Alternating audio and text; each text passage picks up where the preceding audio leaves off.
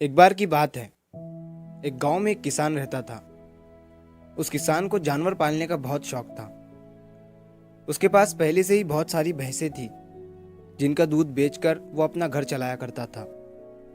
तो एक दिन उस किसान ने एक खरगोश और एक बंदर को भी अपने घर में पाल लिया। अब काफी दिन गुजरने के बाद उस किसान ने उस खरगोश और बंदर के साथ खेलने का सोचा।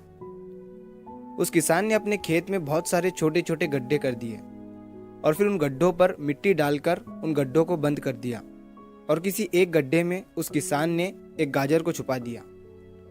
अब उस किसान ने खरगोश और बंदर को उस गाजर को ढूंढने के लिए कहा। खरगोश बहुत ही कॉन्फिडेंट था और उसे अपने आप पर बहुत विश्वास था। उसने एक एक गड्ढे को खोदना शुरू किया और गाजर ढूंढने लगा। लेकिन बंदर जो था वो बहुत ही नेगेटिव और आलसी था। उसने सोचा कि खेत में इतने सारे गड्ढे हैं और वो गाजर किसी एक गड्ढे में है, इतना कौन ढूंढेगा। वो बंदर ये सोचकर एक गड्ढे के ऊपर जाकर सो गया। अब उधर खरगोश अपनी पूरी मेहनत से गाजर ढूंढ रहा था। एक एक करके खरगोश ने सारे गड्ढे देख लिए, लेकिन उसे किसी भी गड्ढे में गाजर नहीं मिली। सिर्फ एक गड्ढा बाकी रह गया था जिसके ऊपर बंदर सो रहा था। अब खरगोश बंदर के पास जाता है और उसे उस गड्ढे पर से उठने के लिए कहता है। जैसे ही बंदर उस गड्ढे पर से उठता है, खरगोश गड्ढा खोद कर गाजर बाहर निकाल लेता है और अपने मालिक को ले जाकर दे देता है। बंदर ये देखकर हैरान हो जाता है कि जिस गड्ढे के ऊपर वो इतनी देर से सो रहा था, गाजर उसी के अंदर थी। वो सिर्फ एक बार खोद कर देख लेता तो गाजर उसे मिल जाती और वो मालिक की नज़रों में बड़ा बन जाता। यही सोचकर वो अपने किए पर पछता रहा था। दोस्तों, इस कहानी से हमें 3 बहुत बड़ी सीखें मिलती है। पहली ये है कि हमें कभी भी अपने काम के प्रति नेगेटिव नहीं सोचना चाहिए। जैसे उस बंदर ने सोचा कि इतने सारे गड्ढे हैं और गाजर किस गड्ढे में है पता नहीं। यही सोचकर उसने उस काम को अपने लिए बड़ा बना दिया।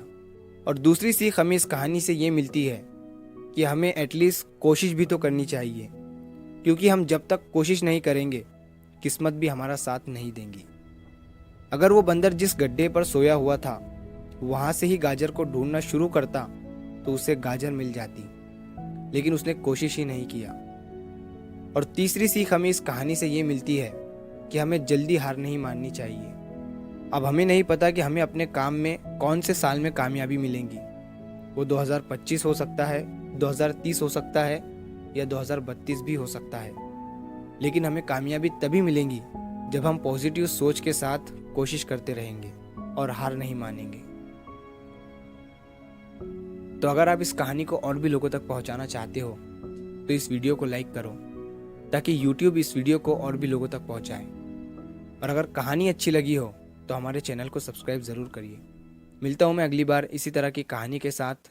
तो सब्र करो, शुक्र करो और ज़िंदगी में आगे बढ़ो।